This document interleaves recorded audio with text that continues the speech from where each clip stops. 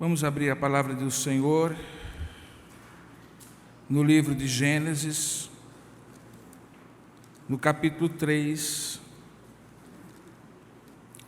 No capítulo 3, a partir do verso 20, diz assim: E deu o homem o nome de Eva à sua mulher, por ser ela a mãe de todos os seres humanos.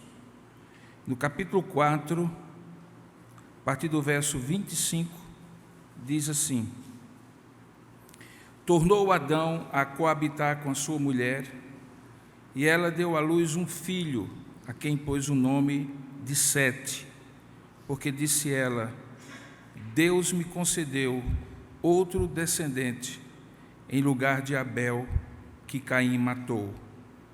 E a Sete nasceu-lhe também um filho, ao qual pôs o nome de Enos, e daí se começou a invocar o nome do Senhor. Amém. Vamos orar pedindo a Deus a sua bênção e a iluminação do seu Espírito para ouvirmos a sua voz. Ó Deus amado e querido Pai, nós louvamos e bendizemos o teu santo nome por estar aqui na tua presença, pela renovação da tua graça, da tua misericórdia, do teu favor para conosco, em nos conceder, ó Deus, mais um ano de vida, em nos conceder mais um dia na tua presença, em nos conceder mais uma oportunidade de poder te adorar, te bendizer, falar de ti, estar com os nossos irmãos, louvar o teu nome e ouvir a tua voz. Agradecemos pela renovação da tua misericórdia a cada manhã e pedimos que o Senhor, nesta hora em que vamos expor a tua palavra, o Senhor nos dê a tua iluminação, abra o nosso entendimento, fale ao nosso coração e conduza-nos ao pleno entendimento da tua palavra nesta manhã. É o que nós oramos e te agradecemos em nome para a glória de Jesus. Amém.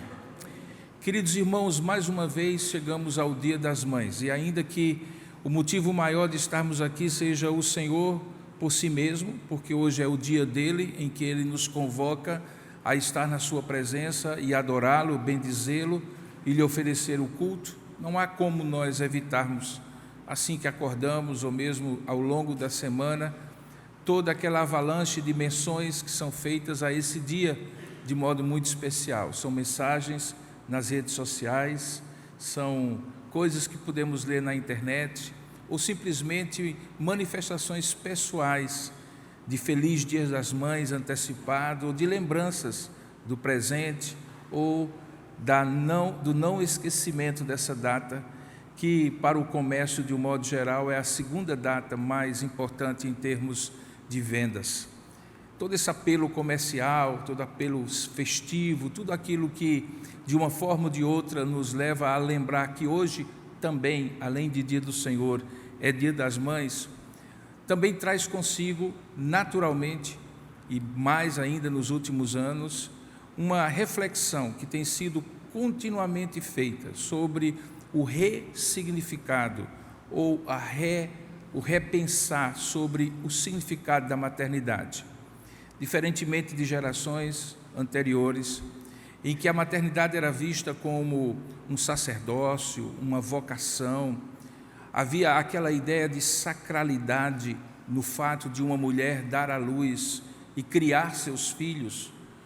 Com o progressivo secularismo da sociedade, cada vez mais a maternidade tem sido vista muitas vezes como um estorvo, algo que traz uma dor, que traz um sofrimento, uma limitação, talvez algo que não fosse apropriado a mulheres, a todas as mulheres, ou quem sabe a maioria das mulheres. Recentemente, pesquisas demonstram que não apenas a capacidade das gerações se renovarem pelo índice de natalidade tem caído, mesmo em países como o Brasil, ainda jovens, mas também tem demonstrado que o próprio significado que as mulheres têm feito sobre a maternidade tem sido questionado, tem sido pensado. Recentemente, alguém falou para mim que a ideia de ser mãe parece muito bonita e muito maravilhosa, mas só para os homens. E essa pessoa dizia isso do alto da sua juventude de 22 anos de idade, e ainda não era nem casada. Possivelmente essa jovem, assim como muitos da sua geração, vai pensar muito sobre a possibilidade ou não de casar, sobre a possibilidade ou não de, casando, ter filhos. E possivelmente, se os tiver, terá de uma maneira moderna. E a maneira moderna como essa geração, particularmente dos nossos dias, tem visto a maternidade é como um aspecto, e apenas um, e algumas vezes nem mesmo o mais importante aspecto da vida da mulher. Muitas vezes a maternidade nessa geração tem sido posta como um dos planos para a realização da mulher, além da sua realização pessoal, profissional, financeira e assim por diante. Na verdade, muitas vezes é visto até mesmo como uma possibilidade de oposição, como uma exclusão, em que ser mãe exclui a possibilidade de ser feliz como profissional, de ser realizada econômica e financeiramente, exclui a possibilidade de ser plenamente uma mãe. E diante dessa mudança que nós vamos percebendo na sociedade, a gente se detém sobre o que a Bíblia diz sobre isso. E obviamente que possivelmente a Bíblia não dirá, e nós veremos isso nessa pequena exposição, aquilo que gerações anteriores diriam, que a mulher só existe para a maternidade, que a função da mulher na sociedade e na família é a da maternidade e exclusivamente esta. Essa visão ideal que fazia muitas vezes em tempos passados, mulheres que não podiam ter filhos, se sentirem meio mulheres, incapazes de plenamente satisfazer seus maridos, cumprir seu papel social, certamente não é um modelo bíblico. Então estamos diante de dois extremos. Uma visão idealizada do passado, que dizia que a mulher vivia exclusivamente para os filhos, e muitos de preferência. A minha avó, por exemplo, teve 14 de um lado, e a outra teve 8 da parte do meu pai. E há histórias, principalmente no nosso Nordeste, de mulheres com 20, 22, 25 filhos, muitas vezes tendo toda a sua existência marcada apenas pela maternidade e exclusivamente por ela. Por outro lado, também não há espaço para nós admitirmos, se somos cristãos vinculados à palavra de Deus, que essa visão secularizada, que desmistifica, dessacraliza, esvazia a maternidade, tendo sobre ela o signo, a forma de apenas uma opção, quando nós sabemos que até do ponto de vista biológico, a maternidade é algo vinculada à mulher. Então, certamente, esses extremos precisam ser evitados. O que a Bíblia diz sobre isso? Para remeter à ideia bíblica, a gente precisa ir lá no começo. É verdade que a Bíblia tem exemplos ao longo das Escrituras de várias mulheres, mães, que foram extremamente úteis nas mãos de Deus para criar filhos que marcaram a história da redenção. Talvez a maior de todas, sem dúvida alguma, a mãe do nosso Salvador Jesus Cristo, a bendita Virgem Maria. Ela é, sem dúvida, para muitos, o modelo de uma mãe que dá à luz um filho em um projeto eterno da parte de Deus, que era muito maior do que o seu útero, muito maior do que a sua idealização. Maria é aquela mulher que ouve todos os segredos de Deus sobre o seu filho, antes mesmo que ele nascesse, dizendo o quão grande ele seria, e ao mesmo tempo guarda tudo isso no coração, com uma atitude de dizer sempre: eis-me aqui, Senhor, eis a tua serva, cumpra-se em mim o teu querer. E assim Maria vai até o último momento do seu filho e passa pela dor lancinante de ver o seu filho injustamente crucificado e morto. Se torna um modelo para a maternidade, sem dúvida alguma. Aqueles que frequentam essa igreja há muitos anos sabem de um famoso sermão que eu sempre prego, cujo título é Maria de Mais e Maria de Menos, mostrando como é perigoso idealizar Maria, mas ao mesmo tempo como é perigoso subestimar o papel daquela mulher, fazendo com que ela seja muito menos do que ela de fato foi. Maria é um exemplo de maternidade. Poderíamos talvez nos deter nessa exposição sobre a vida de uma mulher como Ana, olhando agora o Antigo Testamento, de como foi capaz de desejar um filho ardentemente na presença de Deus, e mesmo tendo recebido como presente de Deus, consagrar ao Senhor aquele presente, dedicando o seu filho Samuel a Deus e abrindo mão da presença física dele, porque ele haveria de ser criado na escola de sacerdotes, junto com o sacerdote Eli. É uma mulher que pede e deseja muito a maternidade, recebe, agradece a Deus, reconhece que é de Deus que vem a maternidade, mas a devolve na forma de consagração a Deus. E aí poderíamos caminhar por várias outras, a influência de uma avó, de uma mãe como Eunice Lloyd, sobre a vida de um jovem que é usado por Deus como Timóteo. Mas eu acredito que de todos os exemplos, se nós quisermos entender realmente o que significa para Deus a dor e a alegria de ser mãe, e esse é o título do sermão, nós temos que olhar para Eva. Talvez você nunca olhou para Eva na perspectiva do que eu gostaria de compartilhar com você, na perspectiva da maternidade. Dê uma olhadinha no texto. Ela é criada da costela do seu homem, Adão, e recebe uma função. O texto diz, em Gênesis capítulo 3, que ela recebe uma função essa que é personalizada no nome que ela recebe, Eva, e esse nome significa que ela seria a mãe de todos os seres humanos. Eva é a mãe de toda a humanidade. Ela não é a mãe apenas porque, do ponto de vista biológico, é a partir dela que todos os seres humanos vão existindo de geração a geração. Ela também é a mãe de todos os seres humanos no significado mais profundo da maternidade, que é a possibilidade dela passar a maior dor e, ao mesmo tempo, ter a melhor misericórdia de Deus para com ela. Se tem alguma coisa que caracteriza a maternidade, é dor e graça, é dor e alegria, é sofrimento e conforto. Nenhuma mãe que está aqui evita qualquer uma dessas coisas. A vida de mãe é uma vida de dores, não apenas físicas. A vida de mãe também é uma vida dos maiores prazeres e alegrias que alguém pode dar a outrem, como Deus dá à mãe por causa da sua misericórdia. E Eva experimenta isso. Imagina o seguinte cenário: ela é a primeira mãe, recebe de Deus a graça de gerar 2 filhos, Abel e Caim.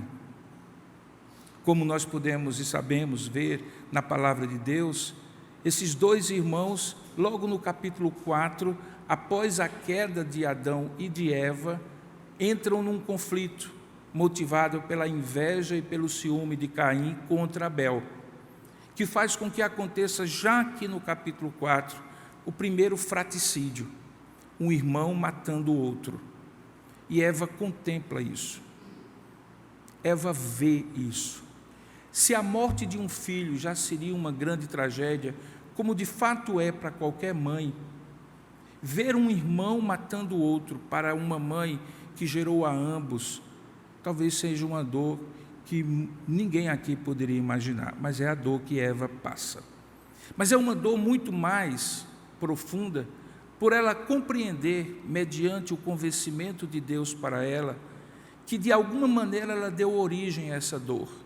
Porque, como todos nós sabemos, o pecado entrou no horizonte humano justamente porque Eva foi incapaz de manter a aliança que Deus havia feito com aquele primeiro casal.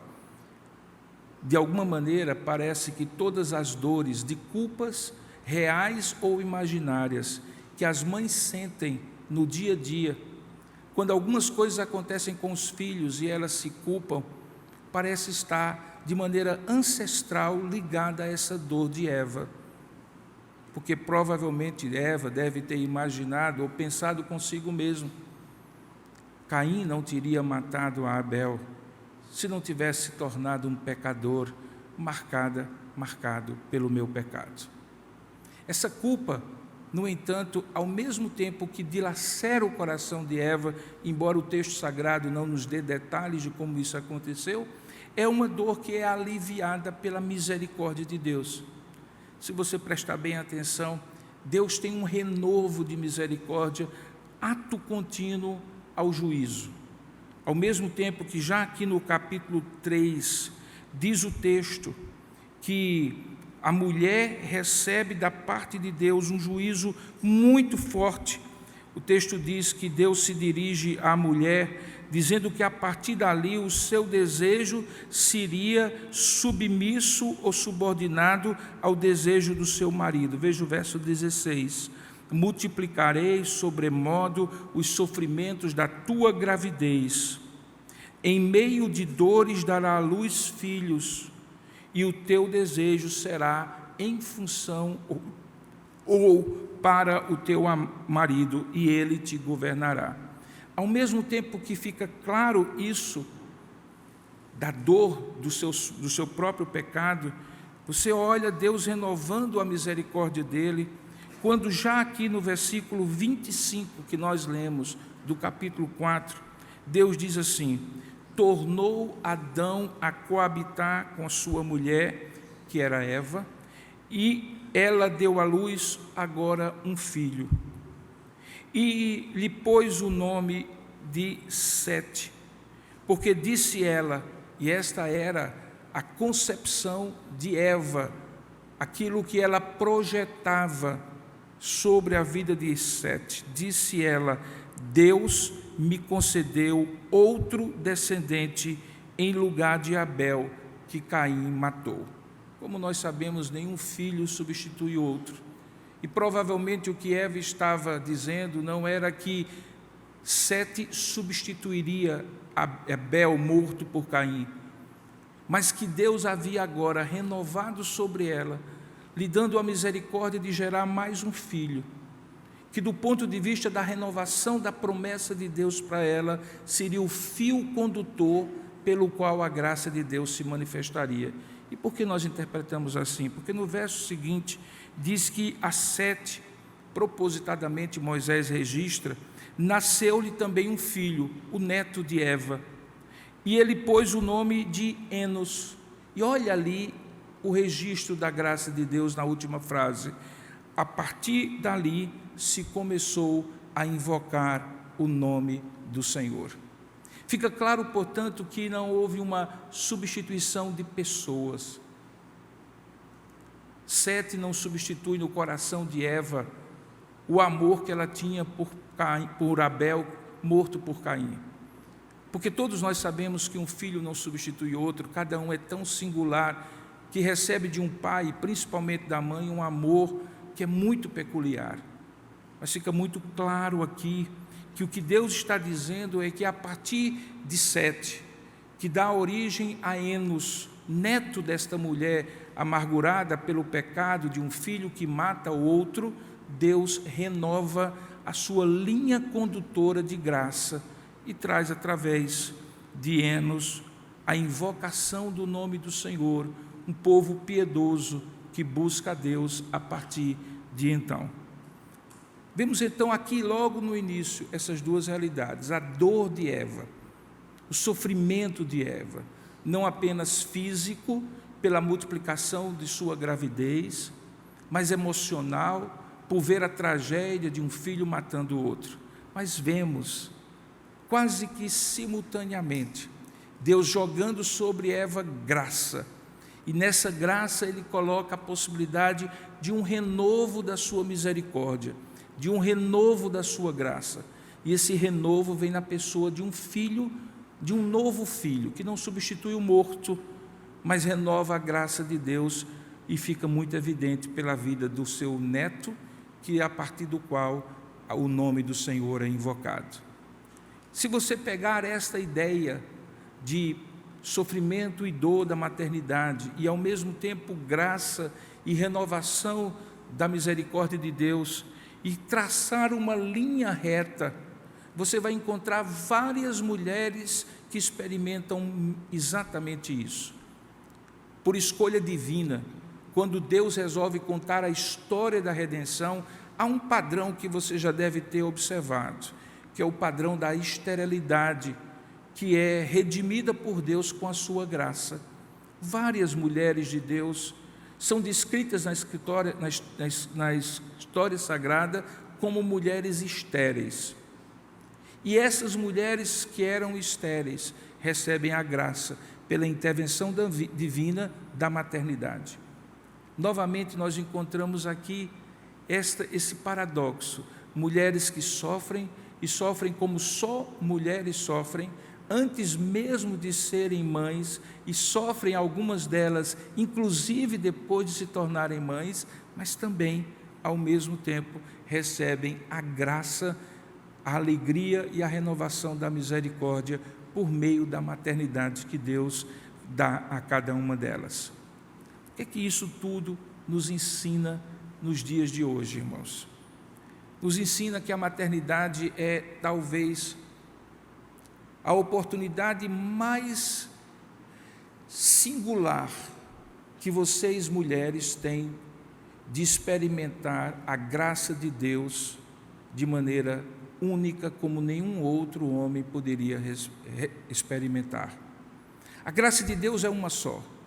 Homens experimentam em várias etapas da vida de maneiras diferentes, mas nenhum deles vai experimentar a graça que Eva experimentou, a graça que mulheres depois dela experimentaram na maternidade, a graça de sofrer aquilo que ninguém sofre, mas também receber a misericórdia e a renovação que somente as mulheres recebem. Certamente você deve estar então se perguntando: pastor, essa graça então estaria restrita apenas à maternidade física? O que dizer então daquelas que, mesmo desejando, valorizando, buscando, eventualmente por motivos os mais diversos, não conseguem ter filhos? E aí vem uma graça que se revela ainda mais especial e que Deus toma para si como exemplo do seu amor, que é a graça da adoção. Curiosamente, quando Deus vai nos dizer sobre a nova relação que passamos a ter com Ele por meio de Jesus Cristo, Ele faz uma distinção muito clara da filiação de Jesus em relação ao Pai, o unigênito de Deus, eternamente gerado, e por isso, como filho, o único a ter essa relação de pai e filho, daquela relação que nós temos com Deus quando nos convertemos em Cristo, que é a relação de termos sido adotados por Ele em Jesus Cristo. É como se Deus dissesse assim: eu vou mostrar para vocês uma dimensão do amor que é absolutamente transcendental, que não é natural, que não é naturalmente experimentado, que é o meu amor por vocês, mesmo quando vocês são pecadores. E então Ele usa da adoção para dizer: assim como uma mãe, especialmente uma mãe, adota um filho com um amor absolutamente especial, porque não teve esse filho gerado do seu próprio ventre, mas do seu coração, assim assemelha-se a isso, ainda que seja mais profundo, o meu amor para com vocês, em adotá-los como pecadores, mesmo que vocês não mereçam, e mesmo que eu não os gerei internamente como filhos naturais. Perceba como Deus usa então a adoção como um exemplo daquela graça que, mesmo para mães que não podem gerar filhos naturalmente, Deus, no entanto, dá a oportunidade de gerá-los no coração. E quando eu falo gerá-los no coração, irmãos, eu não falo apenas daquela adoção que todos nós conhecemos, mas de uma adoção que qualquer mulher aqui presente pode fazer, que é uma adoção espiritual. Muitas igrejas, inclusive a nossa, em algum tempo, teve a ideia de ter mães espirituais dos filhos que estão aqui, especialmente dos adolescentes e jovens que não têm pais crentes em Cristo. E quantas dessas mães de oração, quantas dessas mães espirituais se tornaram de fato mães que adotaram espiritualmente esses filhos, orando por eles, enviando muitas vezes cartas, bilhetes, presentes, dando a eles algum tipo de conselho quando eram solicitadas e abençoando como mães crentes que eles não têm ou não tinham e passaram a ter quando tiveram essas mulheres, mães de oração, mães espirituais. Em tudo isso se revela a adoção de Deus, que torna uma mulher que não gerou uma mãe daquele que ela não deu à luz, seja tomando-a realmente como filho ou filha, ou simplesmente adotando-a espiritualmente. E nisso nós vemos a graça de Deus, que é concedida às mulheres de um modo especial. Por isso que a maternidade é tida por Paulo, quando ele escreve a Timóteo, como uma forma de redimir o erro inicial da mãe de todos nós, que foi Eva. Paulo escreve a Timóteo e diz que pela geração dos seus filhos, ou como numa das traduções diz, pela maternidade, traduzindo a palavra teknogos, que em grego significa tanto maternidade como geração, Eva é redimida. As mulheres são redimidas pela função da maternidade em gerar filhos em Cristo, como era o contexto do que ele estava dizendo. Portanto, não existe maternidade mais profunda, mais significativa do que aquela que experimenta a dor, mas também experimenta a graça, que passa a noite acordada, mas aproveita, já que está acordada, medicando o filho de febre, também ora por ele, que consegue abrir mão dos seus próprios desejos e projetos pessoais em muitas fases da vida para investir nos filhos, mas não deixa de investir não apenas na educação que pode fazer os melhores cidadãos, mas principalmente na educação para a justiça, que é o mais significativo, porque faz com que alguém em Cristo seja realmente redimido. Isso só uma mãe, e somente a uma mãe Deus deu a graça de fazer. Por isso que mesmo que hoje nós tenhamos o culto a Deus, como de fato devemos oferecer, e a exposição da palavra para nos levar à verdadeira adoração a Deus e à instrução da sua palavra, no entanto, de maneira muito específica, hoje a instrução é para que as irmãs em Cristo resistam à tendência secularizada de ver a maternidade nos dias de hoje apenas como dor, sofrimento e limitação. Eu resgato o texto de Provérbios capítulo 31, quando respondendo a uma pergunta que dizia assim: mulher virtuosa, quem a achará? O proverbialista relata uma série de critérios, de atributos, de virtudes, e lá no finalzinho diz assim: e os seus filhos a louvarão. Queridas irmãs, que os filhos de vocês a louvem, reconheçam, elogiem, sejam eles os filhos que vocês geraram, sejam eles os filhos que vocês cuidam espiritualmente. E isso traga um encorajamento tão profundo à sua alma, não somente no dia de hoje, mas no dia a dia, que você olhe para a maternidade não como um estorvo, por mais que seja doída, não como uma limitação, por mais que de fato faça com que você ganhe menos e tenha talvez que abrir mão de alguns projetos pessoais, mas veja isso como um imenso privilégio da graça de Deus para com você, porque o que pela graça de Deus você recebe pela possibilidade de gerar filhos, nenhum homem, nem mesmo o maior de todos os homens, o mais sábio, o mais inteligente e o mais poderoso poderá ter o que você tem. Portanto, a homenagem em forma de sermão é para que você possa louvar a Deus pelo privilégio da maternidade. E aqui cabe uma palavra muito específica como último ponto da minha aplicação. As jovens solteiras que estão aqui e que certamente têm projetos de vida que passam por realização profissional, terminar uma faculdade, se tornar uma profissional, ter a sua própria e tão sonhada e decantada independência financeira, tudo isso é muito louvável. Mas, queridas jovens, queridas adolescentes, há algo reservado para vocês da parte de Deus que é muito especial e que é a possibilidade de você ser mãe.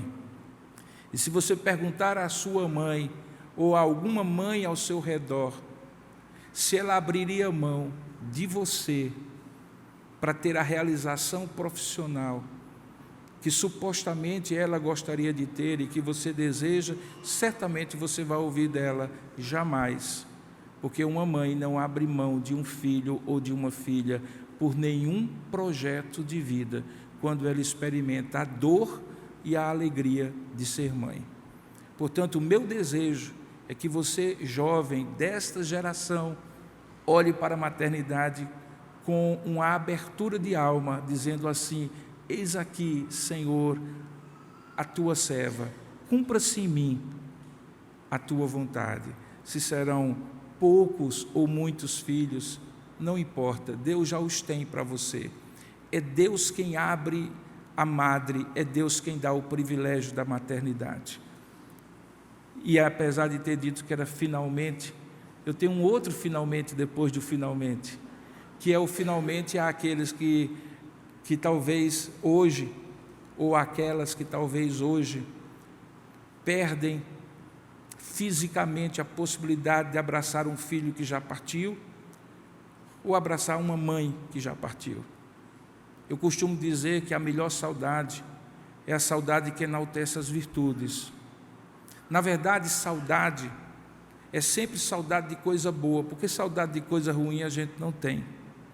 Portanto, se o que lhe move hoje, no Dia das Mães, é saudade, é porque o filho que já não está com você, ou a mãe que já partiu, deixou mais coisas boas dentro de você do que coisas ruins. Portanto, valorize isso. Vivencie novamente, com muita gratidão, o tempo de vida que sua mãe teve ao seu lado, o que o seu filho ou filha teve ao seu lado. Porque é exatamente fazendo assim que a gente louva a Deus pelas mães, ou, no caso das mães, pelos filhos que Deus deu a cada um de nós. Portanto, há motivos, todos nós temos, no dia de hoje, de além de adorar a Deus, também adorar a Deus por causa das mães que tivemos, que temos, e no caso das irmãs, que são. Que Deus as abençoe profundamente e que o exemplo de Eva, que viveu a dor, mas também viveu a alegria de ser mãe, possa trazer profunda satisfação ao coração de vocês. Hoje pela manhã, logo cedo, eu fui para a casa da minha mãe.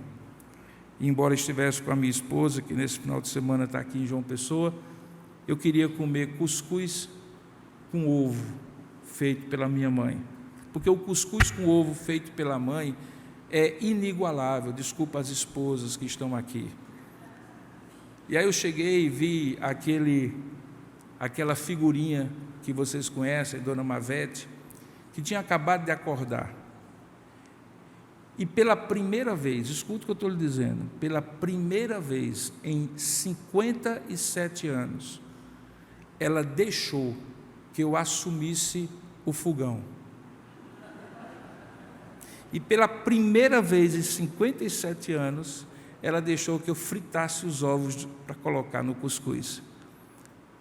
Porque todas as vezes, em 57 anos, que eu me aproximava do fogão, mesmo sabendo fritar um ovo, ela dizia assim: não, deixe manhã fazer para você.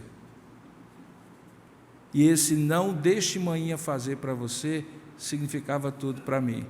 Mas quando eu a vi hoje, fraquinha, como ela tem estado, eu disse: deixa eu ajudar. e pela primeira vez em 57 anos ela deixou. Porque chega um dia, queridos filhos, que a gente se torna pai e mãe dos nossos pais e das nossas mães. E bendita alegria é o filho que consegue cuidar de um pai ou de uma mãe como se fosse pai e mãe dele. Que Deus abençoe vocês. Amém. Vamos orar juntos? Ó Deus amado e querido Pai, nos dá a alegria, Senhor, de refletir sobre essas verdades da palavra de Deus, à luz daquilo que o Senhor deseja nos ensinar nesta manhã. Oramos para que nas nossas limitações de compreensão, nas marcas da nossa história, da nossa vida, onde nem sempre as relações com a mãe e com o pai foram felizes e plenas. Sim, Pai, porque é possível que haja gente aqui marcada por mães abusivas. Apesar disso, Senhor, o modelo que nós temos na Tua Palavra nos inspira de maneira, ó Deus, tão profunda, a ver a dor e a alegria da maternidade. Portanto, aplica a Tua Palavra ao contexto que cada um de nós precisa ver aplicado. Que na condição de cada um de nós possamos ter ouvido a Tua voz, e tendo ouvido a Tua voz, ter sido abençoado por Ti e refletir após isso na nossa condução de vida. Abençoa as mães. Nós Te damos graças por ela, Pai, por cada uma delas. Nós Te louvamos por aquelas que estão aqui, louvamos por aquelas que já partiram. Louvamos, ó Pai, porque sem elas nenhum de nós existiria.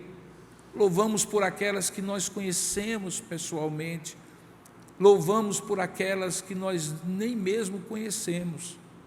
Louvamos por aquelas que nos receberam nos braços, nos amamentaram nos seios, passaram noites, ó Deus, acordadas ao nosso lado, sustentaram os nossos fracassos, nos fazendo vitoriosos, mantiveram, ó Deus, as nossas necessidades, tirando da boca para dar aos filhos.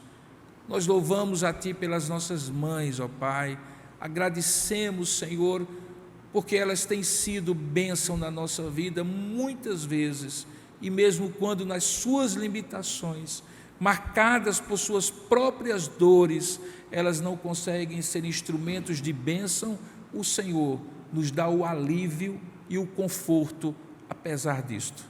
Abençoa os filhos que aqui estão.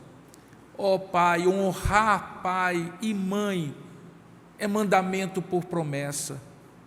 E nós Te pedimos nesses dias em que filhos se revoltam com tanta facilidade, se rebelam, odeiam, que o Senhor aplaque o coração dessa geração, para que possa ver a mãe como digna de honra.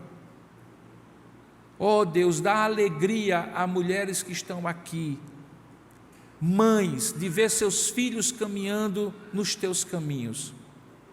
Aquelas que criaram esses filhos nos Teus caminhos e hoje os vê longe de Ti. Que o Senhor, ó Deus, traga de volta esses filhos para Ti e ao mesmo tempo para o seio de suas mães abnegadas, que oram e intercedem a Ti para que isso aconteça. Que o presente seja esse, Pai, mesmo que não seja hoje. Que o presente do Dia das Mães seja este. E que como Tua igreja nós possamos nos alegrar pelo privilégio da maternidade que tanto nos abençoa. É assim que nós Te oramos e Te agradecemos, em nome e para a glória do Senhor Jesus. Amém e amém.